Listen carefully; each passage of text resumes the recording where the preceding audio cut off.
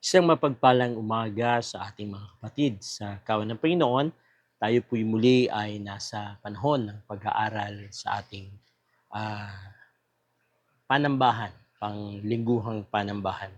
Atin pong basahin ang pagkukuhanan ng ating mensahe sa Galatians chapter 5 at halos buo ng kapitulo pero tatalon na lang po ko 13 to 25. Ganito ang pagkakasabi sa NIV version.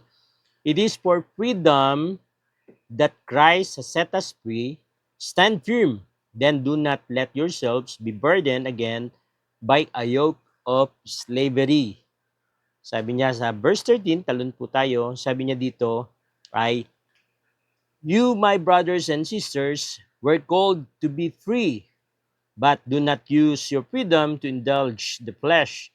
Rather, serve one another humbly in love. For the entire law is fulfilled in keeping this one command: love your neighbor as yourself. If you bite and devour each other, watch out, on you will be destroyed by each other. So I say, walk by the Spirit, and you will not gratify the desire of the flesh. For the flesh desires what is contrary to the Spirit, and the Spirit what is contrary to the flesh. They are in conflict with each other, so that you are not to do whatever you want.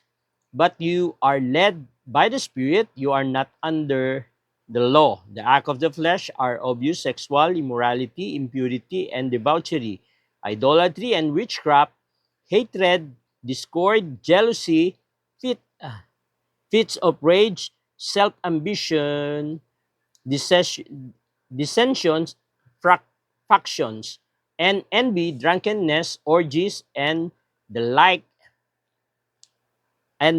I warn you, as I did before, that those who live like this will not inherit the kingdom of God. But the fruit of the Spirit is love, joy, peace, forbearance, kindness, goodness, faithfulness, gentleness, and self-control. Again, such things there is no law. Those who belong to Christ Jesus have crucified the flesh by its passion and desires. Since we live by the Spirit, let us keep in step with the Spirit. Tayo manalangin. Panginoon, salamat pong muli sa oras na to na kami ay narito upang mag-aral ng iyong salita. Salamat, Panginoon, sa mensahe na iyong ipapayag. Dalangin po namin na ihanda mo ang bawat isa sa amin, ang aming pandinig, ang aming pangunawa, ang aming spirito na nagtataglay ng aming pananampalataya na siyang tatanggap sa iyong salita. Gamitin niyo, Panginoon, ang pagkakataong ito upang kami matuto at upang kami ay mabago. Tulungan niyo po kami, Panginoon, na maintindihan ang kabuuan ng nais mo para sa amin bilang iyong kawan. Salamat sa iyo at dinadalangin namin ang pagtitiwala at hinihingi namin sa Banal Espiritu ang pangunguna sa pag-aaral na ito sa pangalan ng aming Panginoong Yesus. Amen. Dito ang ating pag-aaral ay pinamagatan nating True Meaning of Believer's Freedom. Kasi madalas nagkakalituan dito, ano ba yung kalayaan na binabanggit sa Bible? Kasi kung titingnan natin yung definition sa panahon natin ngayon, sa secular, sa mundo, sa iba't ibang paraan, ibang-iba ang freedom na binabanggit sa biblical freedom na tinatalakay ni Apostol Pablo. Dito sa Galatians chapter 5, makita natin ang kwento. Ang Galatian ay isa sa mga doctrinal epistle na Apostol Pablo. At dito, makita natin na ang mga Kristiyano noon ay bumabalik dun sa pagiging legalism, bumabalik dun sa mga rituals.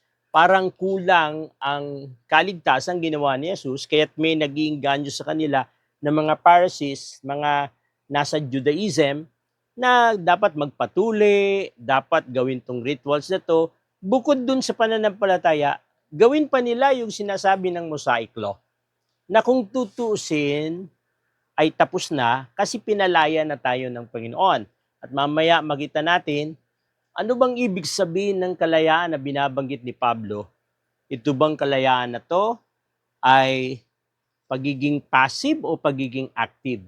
Ito bang kalayaan na to ay pagkakaalis dun sa nagmamay-ari sa iyo at pamumuhay na sarili mo? At lahat ng ito ay makikita natin merong malaking kaibahan. Pero bago yun, talakayin muna natin yung slaves sa Bible. Bible kasi, nung sinusulat to ni Apostol Pablo, almost 1/3 to 1/2 ng population ng Roman Empire ay karamihan slaves. Sila ay naging slaves dahil una, because of war, nasakop yung kanilang bayan, kaya considered na sila ay slaves. Pangalawa, sila ay naging slaves kasi dahil sa sobrang kahirapan. Wala na silang pabili, kaya ibinenta nila yung lahat ng kanilang ari-arian hanggang ibinenta nila yung kanilang sarili. Meron pang isang uri ng slave, ito yung by birth, na kaya ka naging alipin kasi yung mga magulang mo ay alipin, kaya nung pinanganak ka, isa ka ring alipin. Pero paanong nakakalaya sa pag-alipin?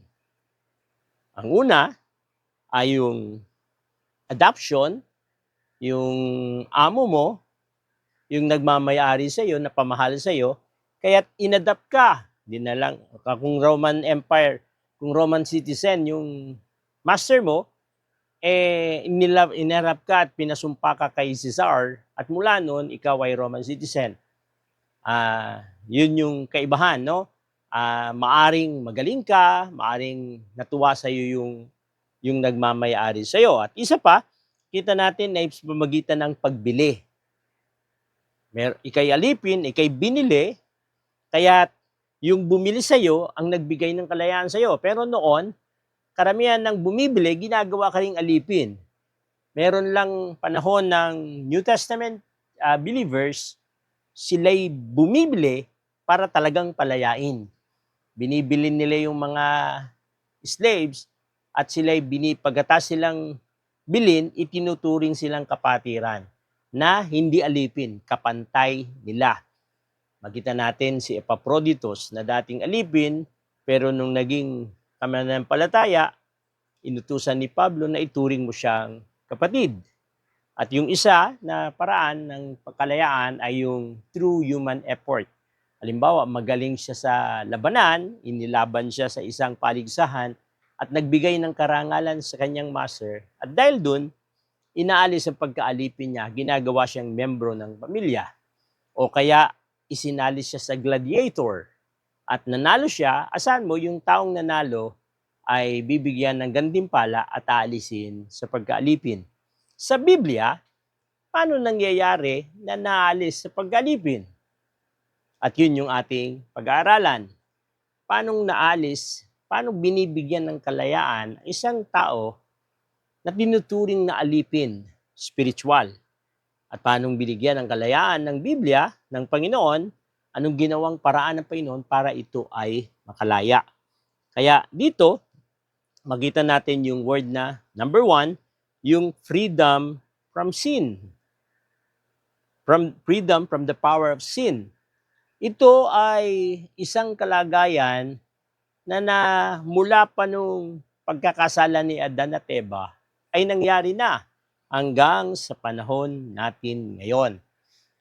Na ang tao ay nagkasala dahil siya'y nagkasala, siya'y nasakop ng kapangyarihan ng kasalanan.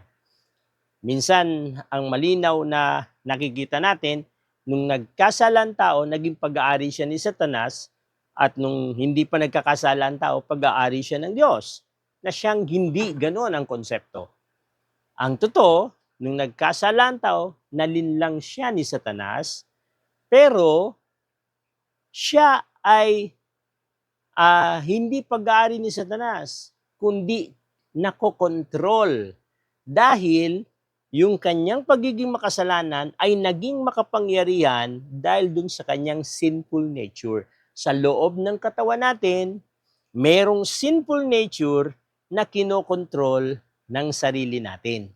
Ang pinaka-master ng isang taong malayo sa Panginoon, na wala pa sa Panginoon, ay yung kanyang sarili. Si Adan at Eva, nung sila'y nagkasala sa Panginoon, nagdesisyon sila ng labas sa kalooban ng Panginoon, kaya sila nagkasala. At yun yung katotohanan. Ang kasalanan ay hindi lang paggawa ng masama. Madalas, akala natin pag gumawa ng mabuti sa tao, hindi yun kasalanan. Pag gumawa ng masama, yun ang kasalanan. Ang totoo, pag titingnan natin sa konsepto ng Panginoon, kapag hindi mo ginawa ang kalooban ng Diyos, nangangahulugan iyon ng kasalanan. Kapag ikay gumagawa ayon sa iyong kagustuhan at hindi ayon sa kalooban ng Panginoon, yun ay isa sa mga kasalanan. Sapagkat ang kasalanan ay pagre-rebelde sa Diyos. Pag hindi natin ginawa ang kalooban ng Diyos, ang nais ng Diyos, ang tawag doon ay pagre-rebelde sa Diyos. Yun ay isang uri ng kasalanan. At dahil doon, sana yung tao na walang ibang dapat masunod kundi siya. Kung ano yung gusto niya, ano yung saan siya masaya, ano yung nararapat na dapat niyang gawin. Kaya sabi niya dun sa verse 1, malinaw na, sabi niya, na tayo'y pinalaya. Sabi niya, it is for freedom that Christ has set us free. Si Kristong nagpalaya sa atin. No? Stand firm, then do not let yourselves be burdened again by the yoke of slavery. Kaya tayo'y alipin sa kasalanan nung pinala tayo ni Jesus dun sa kapangyarihan ng kasalanan. Dun tayo naalipin. Kasi ang master natin, yung sarili natin. Yung sarili natin, merong sinful nature, kaibigan niya yung kasalanan. Ang mundo na siyang kumokontrol din sa kasalanan ay tagahanga ng ating sarili. Yung pleasure, yung kasiyahan, lahat ng meron sa mundo. Sabi yan ni Apostol Juan na lahat ng ninanasa ng tao sa mundo ay alisin din ng Diyos. Kaya nga, ang kasalanan ay makapangyarihan.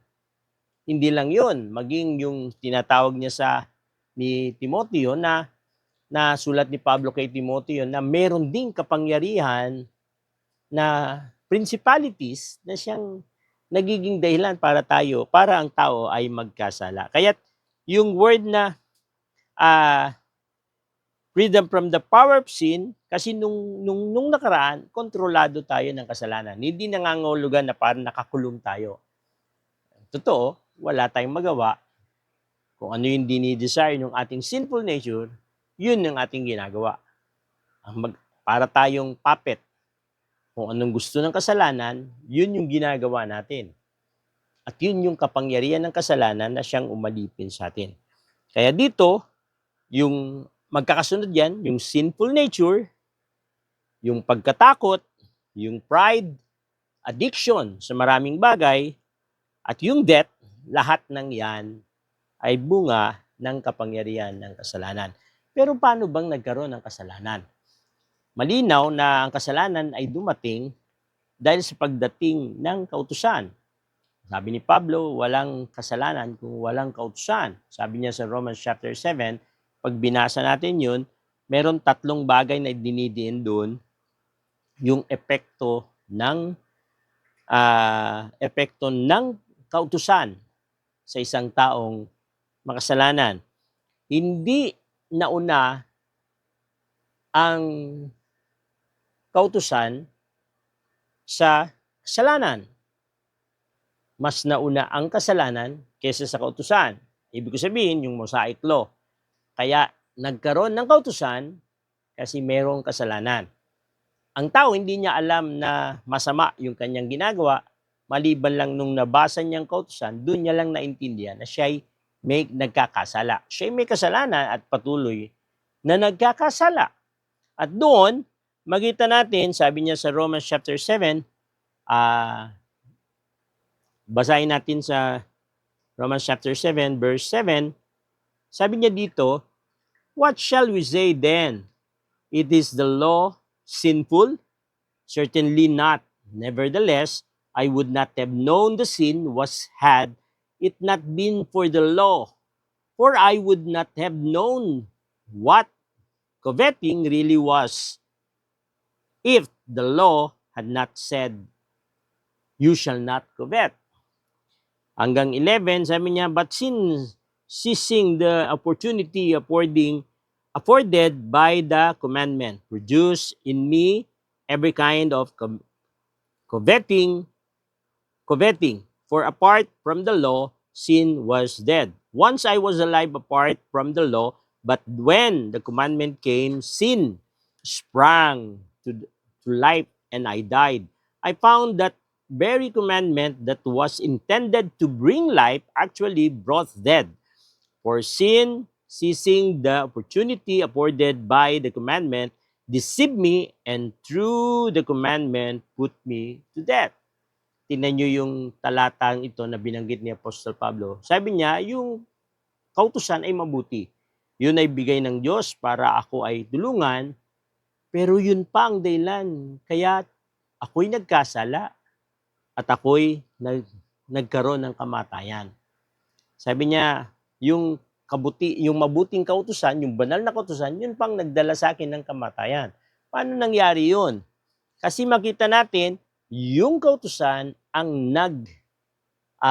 gumising sa aking pusong makasalanan. Kadalasan, makita natin yan, magandang paliwanag dyan. Ano ba, do not touch wet paint. Pero makita natin yung tao, nabasa niya, tapos ay, basa nga, di ba?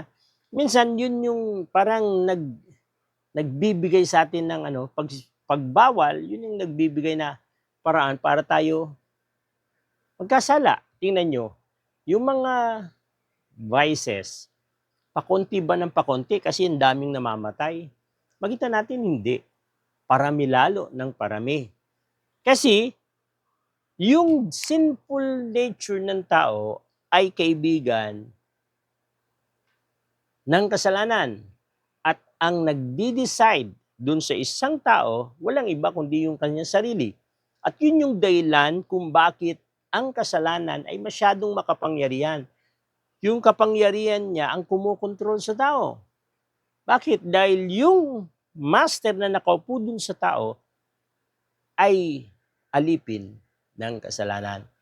Ang kanyang kagustuhan ay mga bagay na ukol sa laman. Hindi lang ginising ang kanyang kamalayan sa kasalanan, kundi nagdala pa ito ng guilt. Sabi niya sa verse 18, sabi niya, for I know that good itself does not dwell in me.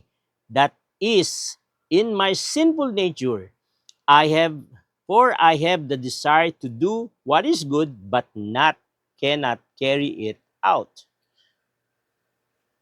Sabi niya dito na nagdala ito ng guilt sa puso niya. Bakit? Kasi nakita niya wala siyang kakayahang gumawa ng mabuti. Alam niyang mabuti, pero ang dinidesire ng puso niya ay masama. Kaya yung guilt ay naroon.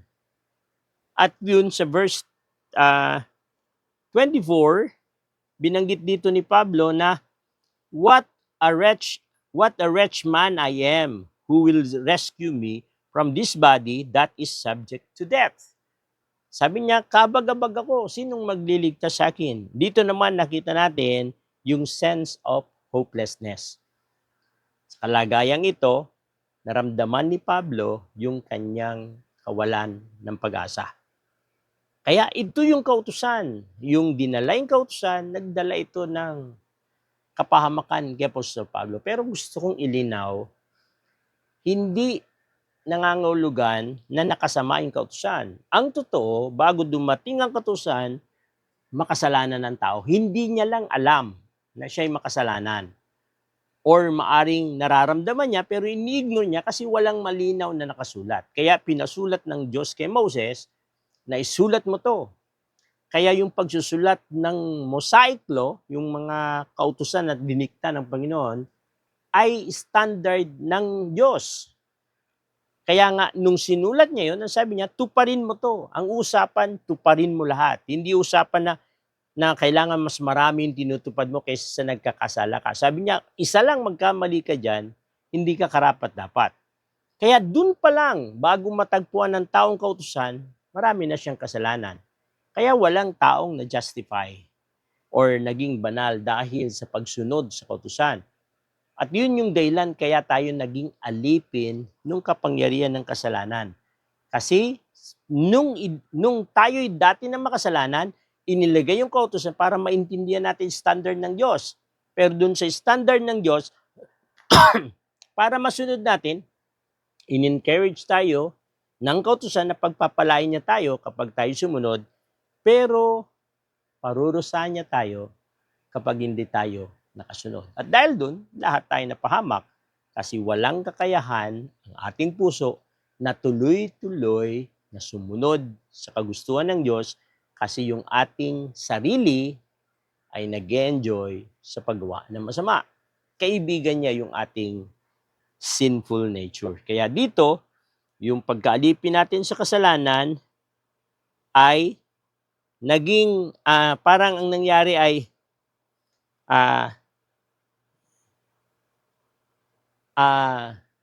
yung freedom na hinahanap ng tao ay sa kanyang paraan. Maaring religious activity, kaya lang unlimited. Kumbaga parang unlimited pleasure ya, temporal. Yung freedom na inaasam natin temporal. Maaring pag naging nanalangin ako araw-araw, ibibigay ng Panginoon. Pero temporal yun. At makita rin natin, minsan ginagamit natin ng pleasure, ginagamit natin yung social media, ginagamit natin yung ating kayamanan, yung lust, yung kalayawan, yung fame, no? At yung pagiging self-centeredness. Lahat ng yun ang paraan natin paano tayong sumaya, paano tayong masabing makalaya, pero lalo tayong nakukulong. Ano mang i-desire natin dun, nagdadala ng kapahamakan. Kaya dahil dito ay nagkaroon ng anxiety yung bawat isa sa atin. Lalo lang tayong nalungkot, lalo lang tayong nalito, lalo lang tayong naligaw sa ating pagkakataon. Kaya dito sa unang bahagi na tayo'y biktima or tayo ay nandun sa power of sin, ito yung panahon na para tayong mga tupang naliligaw. Nilalapa tayo, pinaglalaruan tayo. Wala tayong tagapagtanggol kasi mismong sa loob ng katawan natin nandun yung kaaway. Mismong doon sa desire natin yung sinful nature, nandun yung kaaway. Kaya ang kalagayan natin parang tupang naligaw na walang kakayahan na ipagtanggol yung kanyang sarili. At yun yung unang katotohanan ng kalagayan kung bakit tayo tinawag na alipin. Hindi tayo alipin ng isang bansa o alipin ng isang tao, kundi alipin tayo kasi yung sarili natin walang kakayahan na lumaban sa kasalanan kasi siya mismo ang naggugusto ng kasalanan. Merong nagpapaandar ng katawan natin na tinatawag nating sarili na siyang nasusunod lagi. Siyang naghahari lagi. Alam natin nung nilikha tayo ng Panginoon, dinisenyo na agad niya ang tao ay para sa kanya. At yung tao na to, nilagyan niya ng espiritu para maintindihan siya. Pero binigay niya ang pinakamabuting bagay sa tao para maintindihan ng tao na siya ay tagapamahala sa mundong ito. Pero nung nangyari, mas pinili ng tao ang sumuway. Kaya nagrebelde siya at dahil dun, nakontrol siya. Ayaw niyang magpokontrol sa makapangyarihang Diyos, nakontrol siya ng kasalanan at naging kakampi yung kanyang sinful nature. Kaya yun yung totoo nating kalagayan. Pangalawa, yung tinatawag freedom comes from grace. Walang kakayahan ng tao na palayain ang sarili niya. Ang Diyos ang gumawa ng paraan upang tayo makalaya. At ang sistemang yun, ang tawag natin dun is grace. Grace, biyaya, ang Diyos ang nagtrabaho, ang Diyos ang siyang gumawa. Kumbaga sa sariwang pastulan, tayo ay hindi naghanap ng pastol. Hindi tayo naghanap ng tagapagtanggol, kundi ang pastol ang naghanap para tayo matagpuan. At nung tayo'y natagpuan, tayo'y kinupkup niya at kinuha at tinalagaan. Parang ganun yung sitwasyon. Kaya ang pagliligtas, ang kalayaang binigay ng Diyos ay sa pamamagitan ng biyaya. Kasi kung hindi sa biyaya, wala tayong kakayahan na iligtas ang ating sarili. Maring makagawa tayo ng tama, ng mabuti, pero hindi tatagal ng tuloy-tuloy at hindi ganun kadali sa kagustuhan natin ng gawin yon. Kasi ang desire natin ay pawang masama, kaya kung gagawa tayong mabuti, bagamat kaya ng taong masama gumawa ng mabuti, pero tiyak, hindi siya masaya. Tiyak, may masama siyang plano doon. Tiyak, para sa sarili niya yun. Hindi niya yun gagawin para sa iba. Hindi niya yun gagawin para sa Diyos. Gagawin niya yung mabuti na ang magbebenepisyo, walang iba kundi ang sarili niya. Hanggang sa panahon ngayon, maraming gumagawa ng mabuti na kapag ang mabuti, dapat obserbahan natin, yung aking bang ginagawang kabutihan ay para sa aking sarili? Kung para sa ating sarili, hindi yan mabuti. Pero pag yan ay para sa iba, pagmamahal sa iba, kapakanan ng iba, pagmamahal sa Diyos at pagsamba sa Diyos, yan yung totoong mabuti. Yan yung totoong kalayaan mula sa kapangyarihan ng kasalanan. Kasi hindi nagalaw yun ng sarili natin. Ayaw yun ng sarili natin. Kasi ang sarili natin, siya ang mahalaga. Pero pahalagan mo ang Diyos, pahalagan mo ibang tao, magkakaproblema. Hindi yun kaya ng ating sarili. Kaya, dito makita natin, hindi ito human effort. Ito'y grace. Ito'y kapangyarihan ng Diyos na siyang gumulaw para sa atin. Hindi siya, dun sa verse 16, sabi niya dun ay, sa Galatians,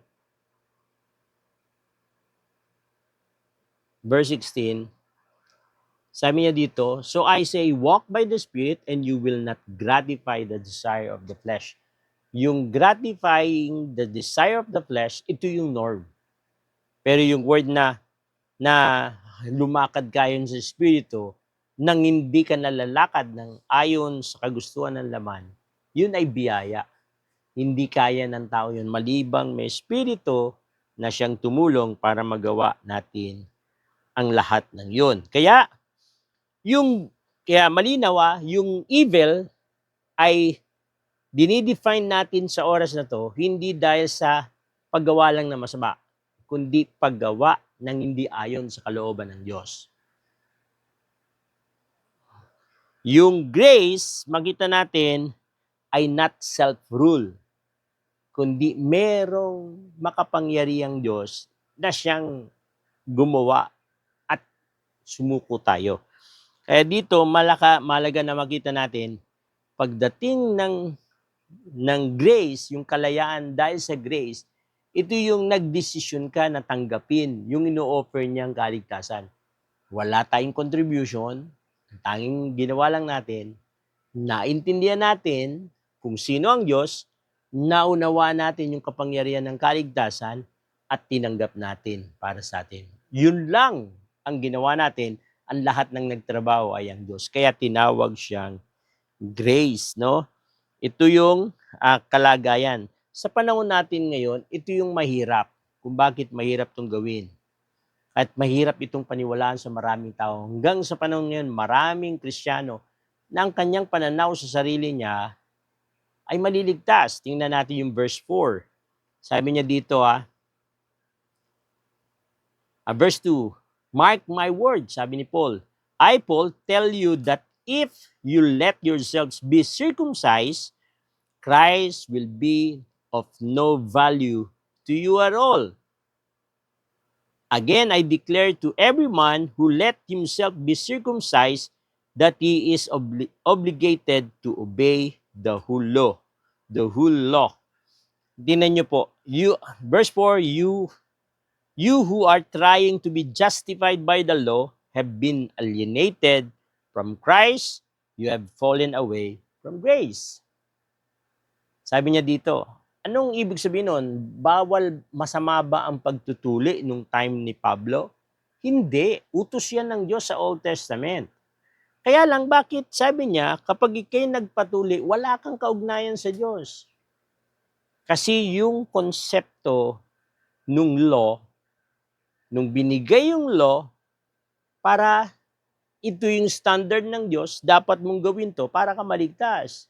Ang totoo, hindi nagawa ng tao to kasi umpisa pa lang nagkasala na siya. Ang hinahanap ng law ay perfect obedience. Hindi marami lang na pagsunod kaya kumpara sa pagkakamali. Hindi, perfect obedience. Kaya walang nakatupad dun sa kautusan. At dahil dito, walang ibang pag-asa ng kaligtasan is by grace. Ngayon, nung ginawa na ang kaligtasan sa mga Galatian believers, biglang may dumating na hindi, kailangan nyo magpatuloy. Kasi yung pagtutuli, dun ka lang may kakabit dun sa tipanan ng Diyos. Na siyang question ni Pablo, bakit ka magpapatuli? Sabi niya, insulto yan sa Diyos. Kasi once magpatuli ka, parang sinasabi mo, hindi kaya ni Jesus mag-isa na iligtas ka. Kailangan mong gumawa para ka maligtas. At hindi lang pagtutuli ang issue dito, kahit anumang bagay na ginagawa natin. Sa pagsimba, sa paggawa ng good works, sa pagpunta sa church. Minsan, akala ng tao kaya siya naliligtas kasi pumupunta siya ng church.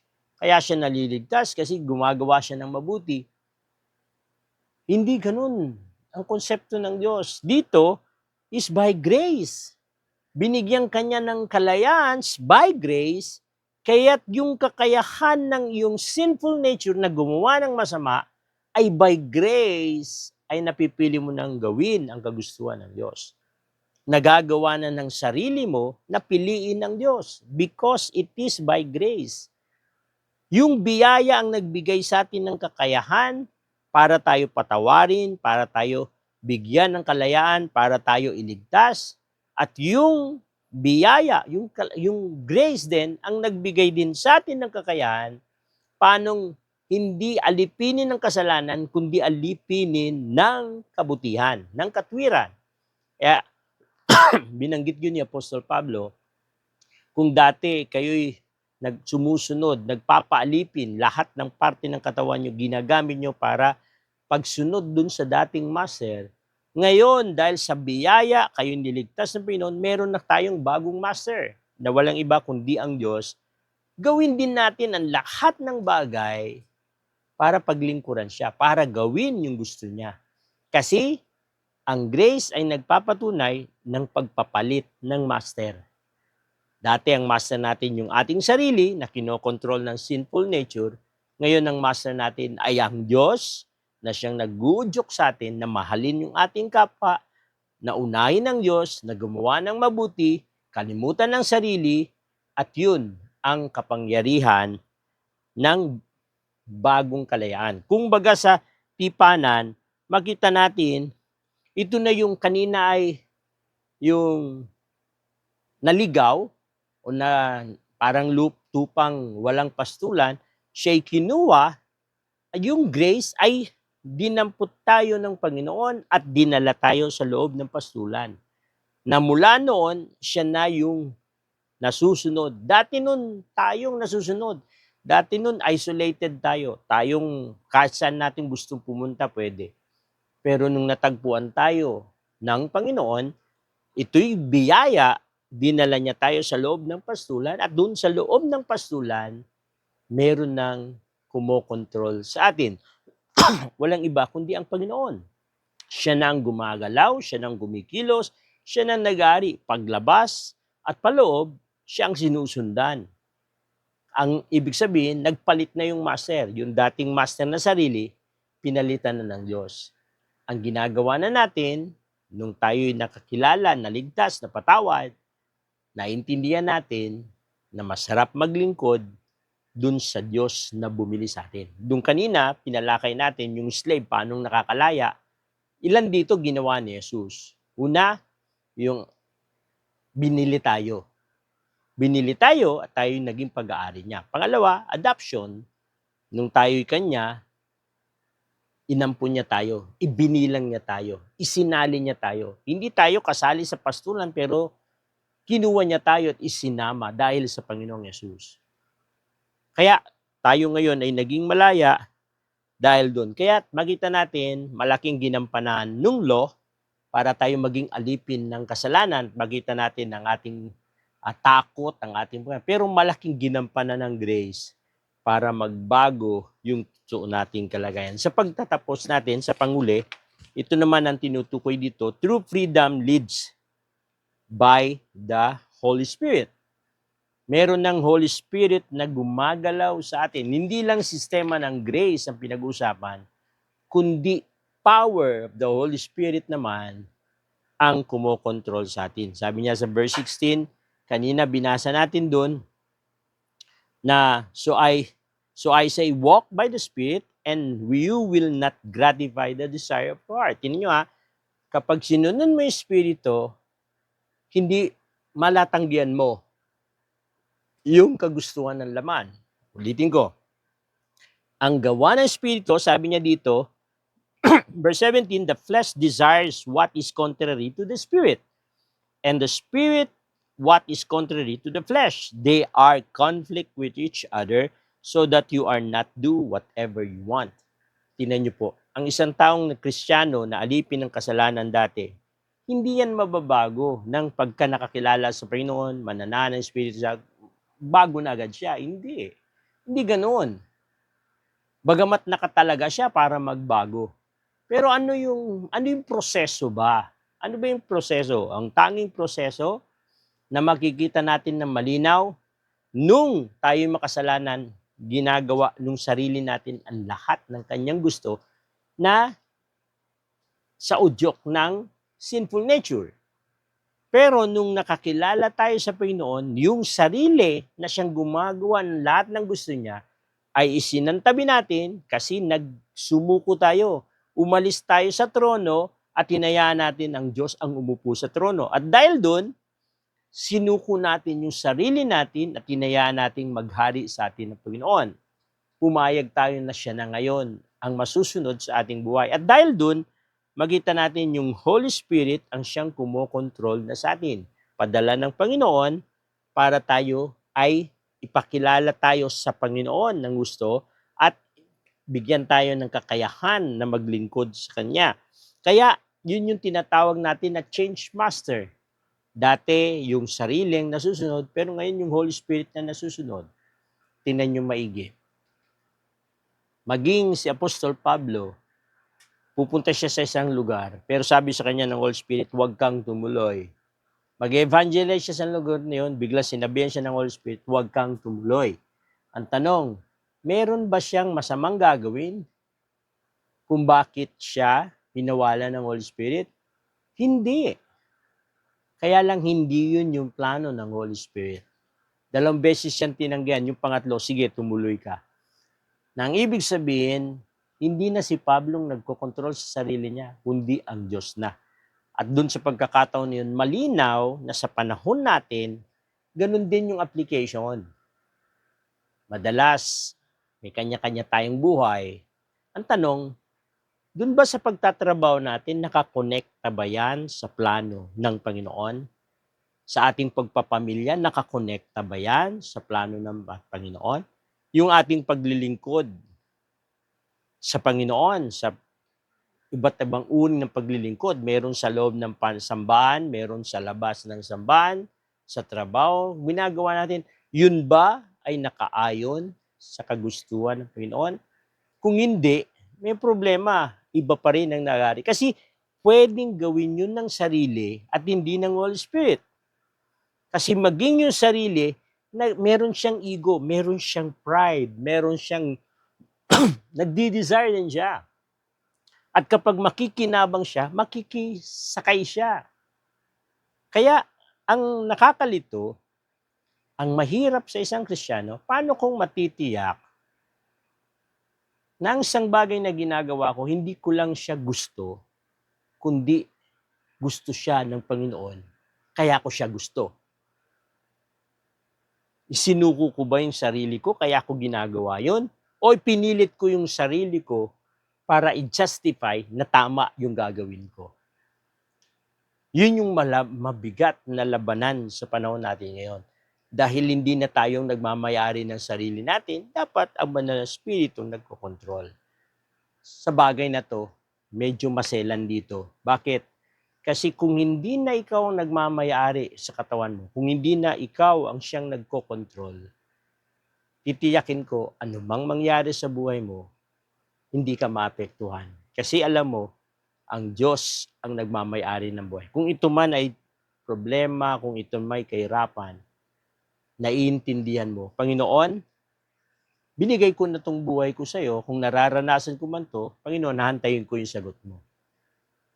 Wala ka na dun sa fear na dala nung sinful nature, wala ka na dun sa death, wala ka na dun sa doubt, wala ka na dun sa anumang bagay na bunga nung unang pinag-aralan natin. Kundi nandito ka na sa pag-asa, pagtitiwala, sa patient. Kaya makita natin, malaking pinoproduce dun sa yung susunod na talata, tinawag yung kasarili ng act of the Spirit. Bakit? Ay act of the flesh. Yung word na act of the flesh, isa siyang desisyon dun sa mga biglaan. Pag nagalit ka, act of the flesh. Pag biglang nag-desire ka, act of the flesh.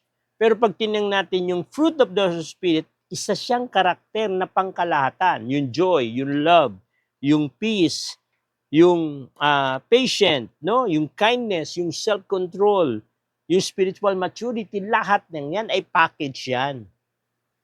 Hindi yan seasonal. Package yan, karakter yan. At yun ay tinawag na fruit of the Holy Spirit. Kasi nilagay ng Holy Spirit yun sa ating katawan kasi naroon siya sa loob. Kaya yung package na yun, sandata natin yun sa mga conflict, sa mga problema, sa issue, sa lahat ng nangyayari sa atin sa buhay. Protektado tayo anumang sitwasyon kasi alam natin ang Holy Spirit na ang kumokontrol sa atin. Pero hindi natin maiwasan pag nag-react tayo, pag nagkasala tayo, kapag biglang nagalit tayo, gumalaw yung dating nakaupo. Gumalaw yung sarili, nagwala yung sarili, inagawan yung Holy Spirit, kaya dahil doon, siya na ang nasunod. Kumbaga sa pastulan, makita naman natin dito na yung buhay ng isang tupa na natagpuan at dinala sa pastulan ay ang kanyang kalakasan, ang kanyang pagtitiwala ay hindi na sa sarili niya. Ano mang dumating, pag tingnan mo, yung pangangailangan niya, hindi niya na iniisip sapagkat yung Panginoon ang siyang nagpo-provide ng lahat ng ito. Yung kanyang sa lahat ng sitwasyon, inumin, sa kanyang relasyon sa Diyos, sa kapahamakan, maging sa kamatayan, makita natin wala siyang katatakutan. Kaya niyang maging masaya sa kabila ng mga hindi masayang pangyayari. Bakit? Kasi nandun na ang pastol na nagpupuno ng kanyang pangailangan. At yun yung kalagayan nung lead by the Holy Spirit. Meron ng Panginoon na siyang nagkokontrol sa atin, nagtuturo sa atin kung anong dapat gawin. Ito na yung new identity. At yung new identity may bagong sistema na, hindi na yung dating sistema. At dun sa dating sistema, may bagong master. Dinethrone yung sarili natin at umupo ang Panginoon sa throne natin. Kahit may bago na namang purpose. Ang purpose, hindi na yung gusto natin, kundi yung gusto ng Diyos. At lahat ng yung transition na yun, excuse, hindi mangyayari kung hindi sisimulan. Hindi mangyayari kung hindi sisimulan. Dapat simulan. Dapat maintindihan na merong pagbabago na. Hindi na tayo ang nagmamayari. Hindi na tayo ang siyang nasusunod. Hindi na tayo ang master. At higit sa lahat, hindi na tayo ang gumagawa ng purpose o ng plano o ng goal, kundi ang Panginoon. Kaya, sa ganung bagay, dapat magbago, dapat gumalaw. Yung transformation ang palatanda ng isang totoong malaya. Kapag walang transformation, hindi makikita yung totoong kalayaan. Confused pa yung tao kung talagang malayan tao na tayo. Kasi ang transformation ang isa sa ebidensya ng totoong kalayaan. At dun sa transformation, nagagawa yun one at a time.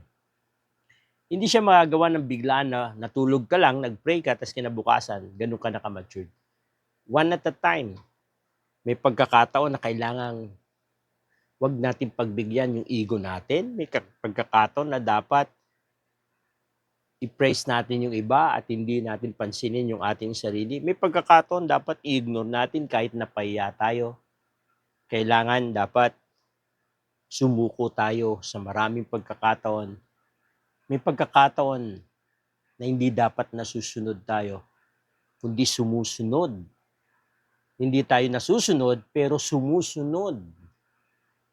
At yung mga bagay na yun, kapag nagagawa natin unti-unti, nagsisimula na magbago yung transition. Yung sistema hindi mababago hanggat hindi natin sinisimulan.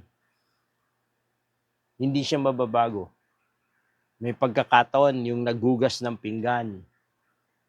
Nasanay ka na buksan mo yung gripo, hugasan mo yung pinggan. Pero dito sa probinsya, dahil walang gripo, kailangan mo muna palanggana. Kung nasanay ka sa isang sistema pero wala kang planong mabago, mahihirapan ka pagdating mo dito sa probinsya. Pero kahit galing ka sa Manila, kung nakita mo yung sistema at unti-unti mong ginagaya, ginagawa, hanggang kalaunan, masasanay ka sa bagong sistema. Sa bawat pagbabago ng sistema, kailangan ng pagsuko ng dating sistema. Hindi pwedeng yung spirit ay makikipag-partner dun sa ating self-centeredness. Hindi eh. Kung hindi siya ang Panginoon, tayo ang Panginoon. Nawa mga kapatid, sa oras nito, naintindihan natin ang tunay na kalayaan, pinalaya tayo sa gawa ng kautusan. Kasi ang kautusan, hindi na yan hawak ka sa ilong, paparusahan kita pag di mo ko sinunod. Dati nun, ang tingin natin sa kautusan, kailangan ko itong gawin para ako pagpalain ng Diyos. Pero ngayon, hindi na. Dahil pinayaran ni Jesus ang ating kasalanan, kaya tayo gumagawa ng mabuti, hindi dahil sa offer ng kautusan na pagpalain tayo. Kaya tayo gumagawa ng mabuti, kaya natin sinusunod ang kautusan, kasi mahal natin ang Panginoon. Kasi siya ang nagko-convict sa atin na gawin natin yung tama. Yun yung malaking kaibahan. Yun yung malaking pagbabago. At makita natin, dahil by grace, hindi tayo, wala tayong kakayahang mabago, kailangan talaga natin sumuko. Kasi, kung paano niya akong niligtas nang wala akong ginawa, gagamitin niya rin ako nang hindi dahil sa aking mga gawa, kundi dahil sa aking pagsuko at pagmamahal sa Kanya. Sabi niya dun, yung pag-ibig sa kapatid, ang isa sa mga palatandaan din, pagmamahal sa mga kapatid. Kaya mga kapatid, sa oras na to, parang gusto kong tapusin sa ganitong konsepto. Nung ang Israel ay alipin ng Ehipsyo, ang paanyaya ng Diyos, palayain mo ang aking bayan upang sila'y maging alipin ko. Ang paanyaya ng Diyos ng kalayaan sa pagkakaalipin ng Israel sa Egypt ay maging alipin ng Panginoon. Kaya ang kalayaan ay hindi pagkawala ng master, kundi pagpapalit ng master. Hindi pag-alis sa master, kundi pagpili ng tamang master. At yun yung totoong kalayaan na bigay ng Diyos. Ang Diyos, ang siyang gumawa ng pinakamabuti, imposible na hindi natin siya pipiliin kapag naintindihan natin siya. Kasi habang pinagbibigyan natin yung ating sarili, na dati nang umalipin sa atin, sumira ng buhay natin, makita natin, hindi tayo nakakalamang. Nalulugi tayo sa tuwing nasusunod yung ating sarili. Pero pag hinayaan natin ng Panginoon ang siyang masunod, sabi ni David, ang Panginoon ang aking pastol, wala na akong pangangailangan pa.